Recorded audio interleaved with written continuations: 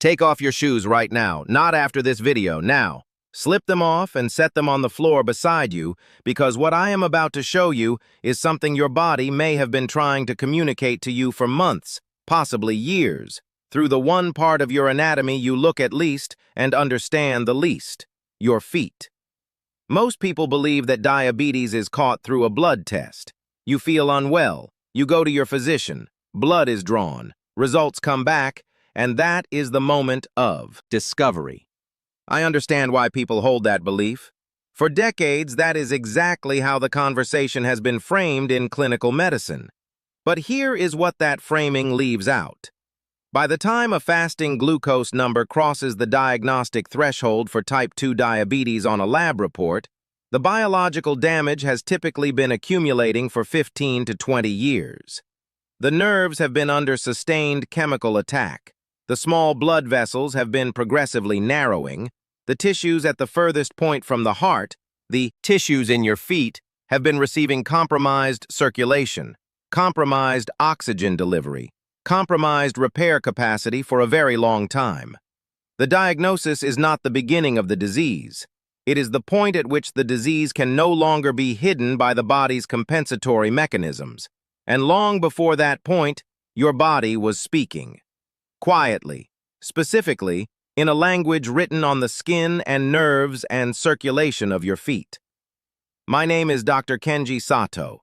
I am a preventive medicine physician and longevity researcher, and the 9 signs I am going to show you today represent the clinical pattern I have observed in patients who were told their blood sugar was fine right up until it was not.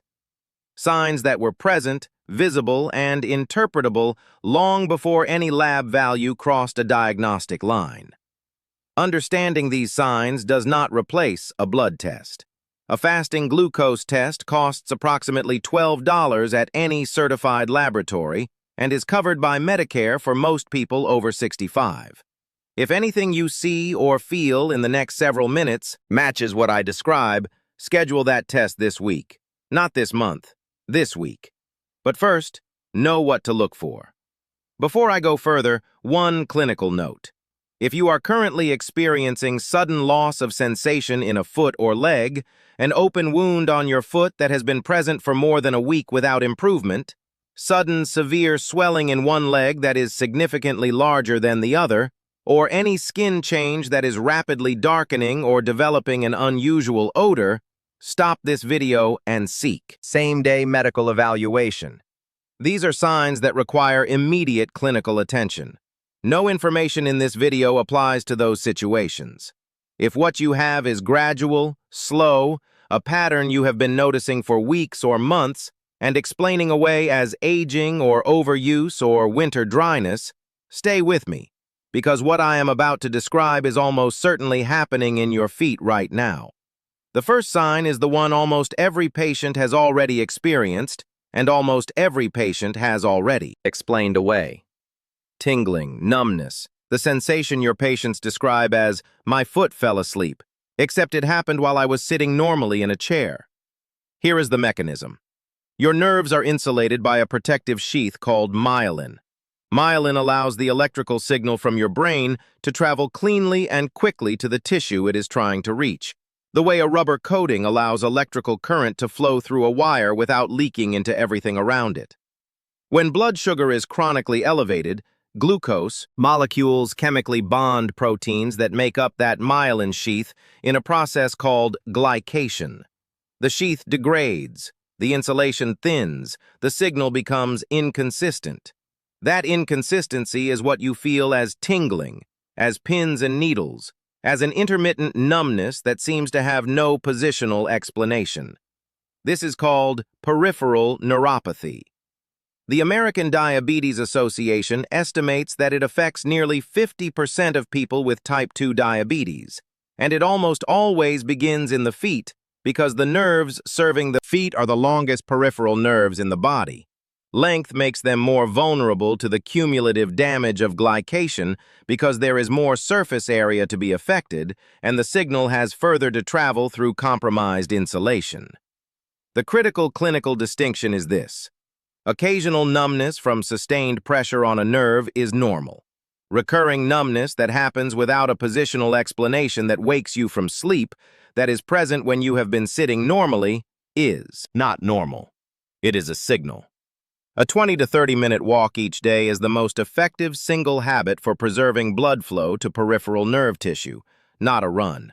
A walk.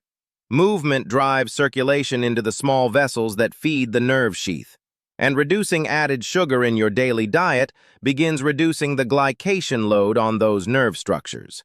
Not next week, beginning at your next meal.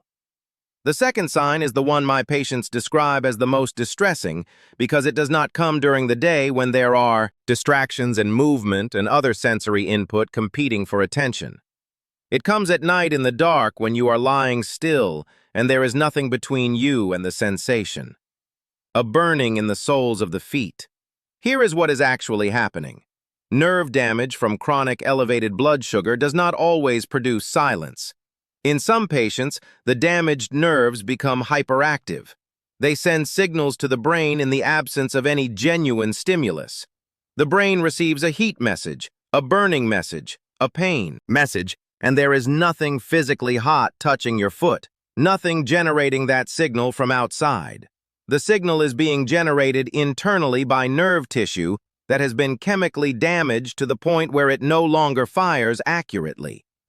Research published in Diabetes Care found that burning foot pain is one of the earliest reported symptoms in patients who are later formally diagnosed with type 2 diabetes, frequently presenting 1 to 3 years before diagnosis is made. 3 years of a symptom that most people attribute to being on their feet all day, to the summer heat, to shoes that do not fit quite right. 8 glasses of water daily supports the kidneys in clearing excess glucose from the bloodstream, which reduces the sustained chemical exposure the nerve tissue is experiencing. And increasing dietary fiber at every meal, through vegetables, legumes, and whole grains where appropriate, slows the rate at which glucose enters the bloodstream after eating. Slower glucose absorption means lower glucose peaks.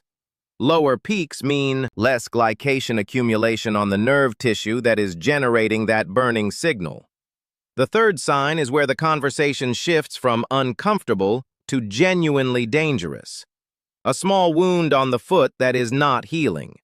You had a blister from a shoe 3 weeks ago, a small cut, a spot where the skin broke during a walk, and it is still there, still open, not infected, not dramatically worsening, just not closing. Here is the biological reason. Wound healing requires blood supply. Specifically, it requires the microvasculature, the smallest blood vessels in the tissue, to deliver oxygen, white blood cells, and the proteins that rebuild damaged tissue to the site of injury. When blood glucose is chronically elevated, these small vessels undergo the same glycation process that damages nerve tissue. They stiffen, they narrow. Their walls become less permeable to the cells and compounds that need to cross from the bloodstream into the tissue. The wound healing machinery exists in your blood, but the delivery route has been compromised. The oxygen in the white blood cells and the repair proteins cannot reach the wound efficiently enough to close it before bacterial colonization begins. The Centers for Disease Control reports that diabetic foot ulcers are the leading cause of non-traumatic lower limb amputation in the United States. More than 100,000 amputations per year. Almost every one of them was preceded by a small wound that was not healing, that was present for weeks before it was evaluated clinically. Tonight, after your shower or bath, sit down with good light and examine both feet. Look at every toe. Look between every toe. Look at both heels. If you find any break in the skin that has been present for more than 48 hours without clear improvement, clean it with mild soap, apply an antiseptic, cover it, and if it is not meaningfully improved in 48 more hours, contact your physician. Not at your next scheduled appointment.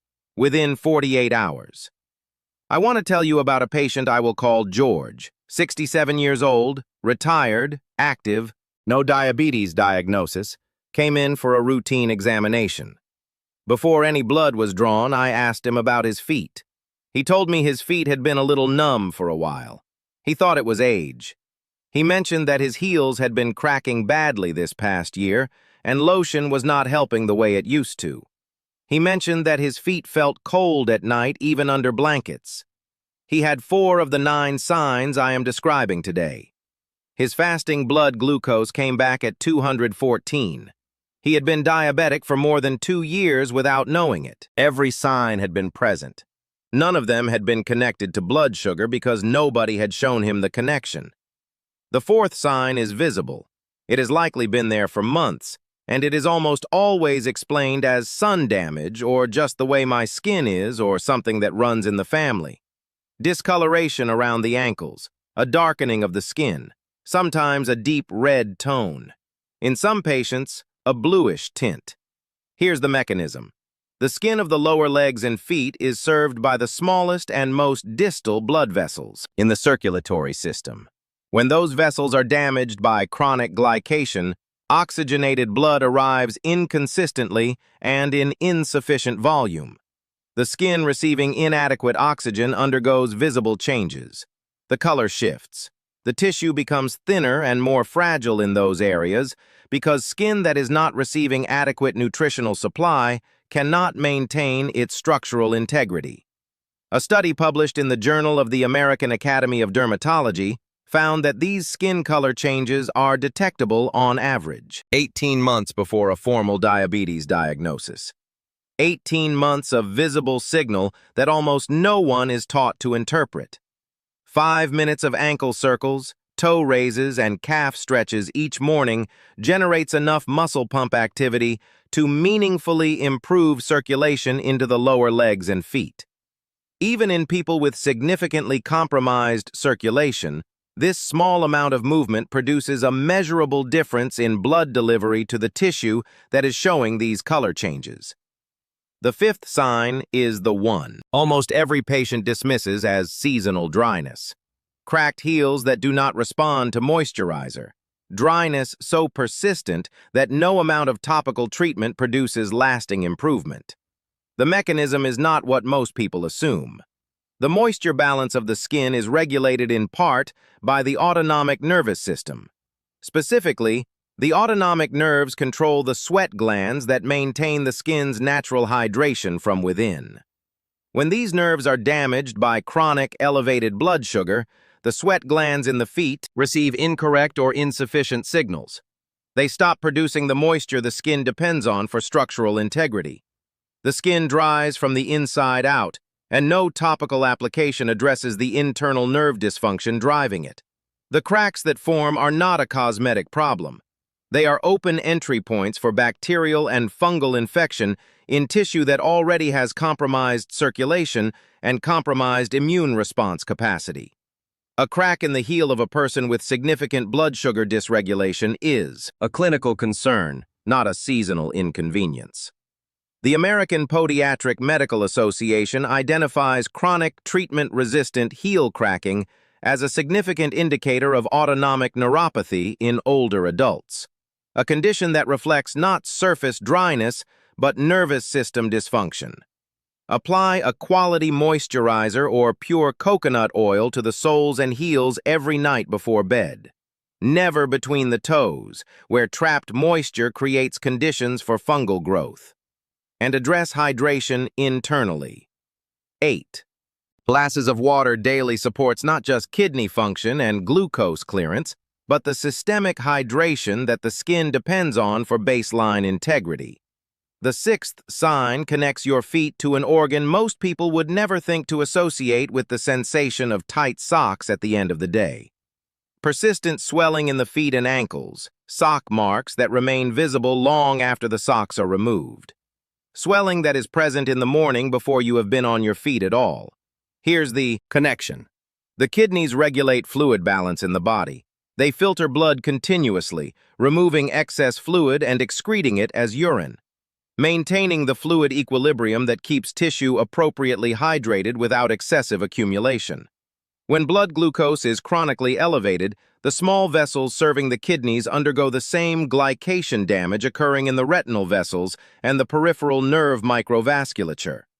Kidney filtration of efficiency declines, fluid accumulates. Gravity concentrates that fluid in the lowest part of the body. The swelling you see in your feet and ankles is in part your kidneys sending a message about the filtration efficiency they have lost.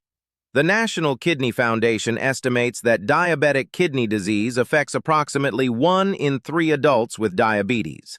And lower extremity edema is frequently the first visible manifestation of the kidney stress that precedes a formal chronic kidney disease diagnosis. When resting, elevate your feet above the level of your heart. Even a few inches on a pillow redirects accumulated fluid back toward the central circulation. Reduce sodium intake because sodium drives fluid retention that compounds the edema produced by compromised kidney filtration.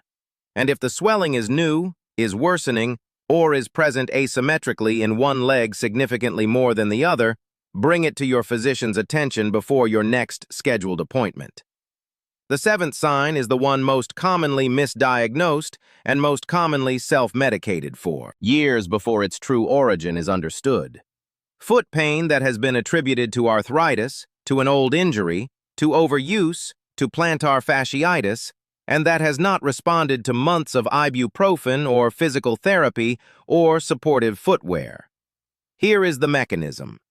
Nerve damage from chronic elevated blood sugar does not always manifest as numbness or tingling. In a significant proportion of patients, the damaged nerves become erratic and hyperactive. They fire intense, unpredictable signals that the brain interprets as stabbing pain, electric shock, a burning needle through the foot. This happens most intensely at night when the other sensory signals that partially mask it during the day are absent. The pain is completely real. The nerve signals producing it are completely real. But the source is not a structural injury that ibuprofen can reduce or that physical therapy can rehabilitate. The source is chemical damage to the nerve itself. Masking the signal does not address the damage, and masking the signal means ignoring the signal message the nervous system is trying to deliver. A landmark study in the New England Journal of Medicine found that painful diabetic neuropathy affects approximately 25% of people with diabetes and is consistently mistaken for arthritis, tendinitis, or age-related joint deterioration in primary care settings. 5 minutes of gentle foot and ankle mobilization before getting out of bed each morning brings circulation into the peripheral tissues before weight-bearing begins. Flex the feet. Circle the ankles. Pull the toes back gently. This is not treatment for the nerve damage. It is maintenance of the blood supply that the nerve tissue depends on for any remaining recovery capacity. The 8th sign is the one that tells me when I see it that the vascular damage is no longer early. Feet that are cold persistently, regardless of the ambient temperature, cold in summer, cold under heavy blankets, cold when the rest of the body is warm. Here is what is happening. The blood vessels serving the feet and lower legs have narrowed and stiffened to a degree that warm blood is no longer reaching the peripheral tissue in sufficient volume to maintain normal tissue temperature. The circulation is present, but it is insufficient. The extremity runs cold, not because the body is failing to generate heat, but because the delivery route for that heat has been progressively compromised by years of vascular glycation damage. The American Heart Association identifies peripheral artery disease as affecting more than 8 million Americans, with diabetes as the single largest modifiable risk factor. Cold feet that persist independent of environmental temperature are one of its earliest and most consistent presenting symptoms. A 30-minute brisk walk every day is the most effective non-pharmacological intervention for peripheral circulation. Not a stroll, a purposeful walk with arm movement generating enough cardiovascular demand to drive meaningful blood flow into the peripheral vessels. If 30 minutes is not currently accessible, begin with 10. Direction matters more than the distance. Start today.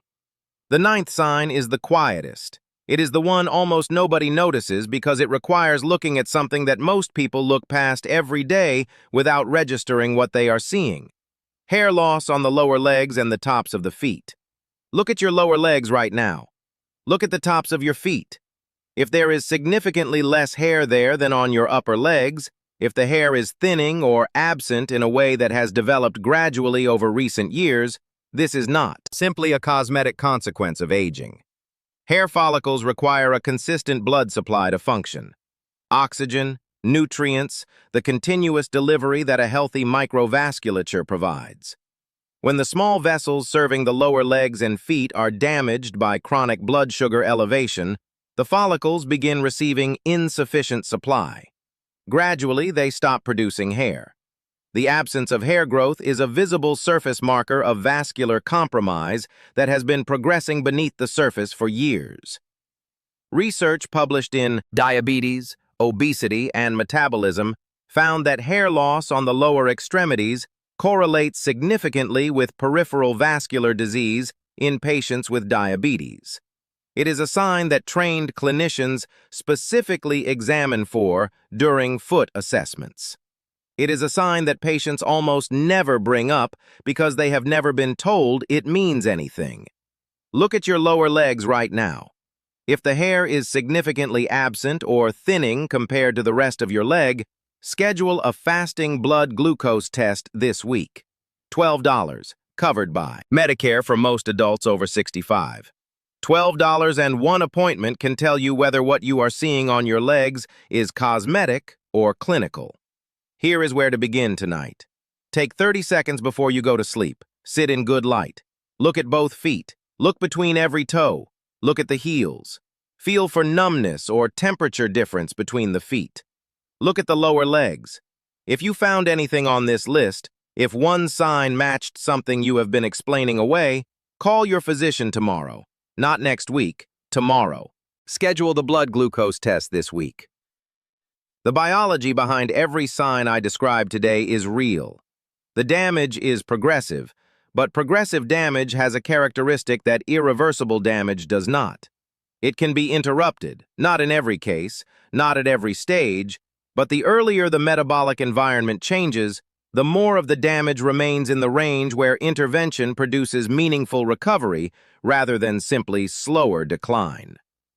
Your feet have been speaking in tingling and burning and cold and cracks and swelling and hair that gradually stopped growing in the language of a body under sustained chemical stress that has been building for years.